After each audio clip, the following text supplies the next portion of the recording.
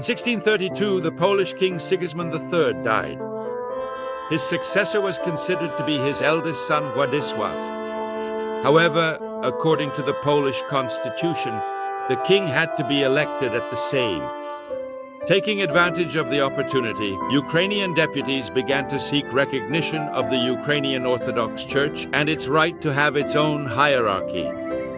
The Poles did not want to agree without the Pope's permission, but the future King Władysław persuaded them to meet the Ukrainians' demands, arguing that the peace treaty between Poland and Moscow was about to expire, and if they refused, the Cossacks might side with Moscow. Thus, the Orthodox Church was finally recognized, and Orthodox Ukrainians were allowed to have their own hierarchy.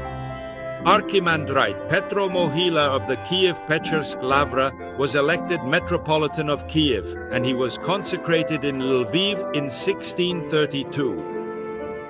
According to Mikhailo Hrushevsky, the people of Kyiv, the clergy, and the Ukrainian nobility joyfully welcomed Mohyla.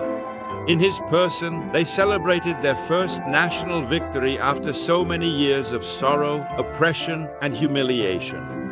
With funds provided by Petro Mohyla, the St. Sophia Cathedral, the great Lavra Church, and the Church of the Mikhailivsky Monastery were restored. The Metropolitan promoted the development of construction and the art of book printing. He wrote several spiritual books, among them the Trebnik and the Catechism.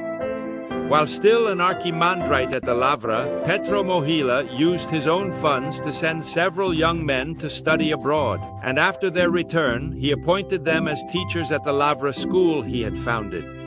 In September 1632, it was merged with the Kyiv Brotherhood School and received the name Brotherhood or Kyiv Collegium, with Petro Mohyla becoming its rector and patron.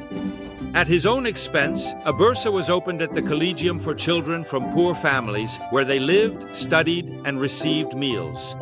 The Metropolitan paid great attention to turning priests into genuine defenders of the Orthodox faith.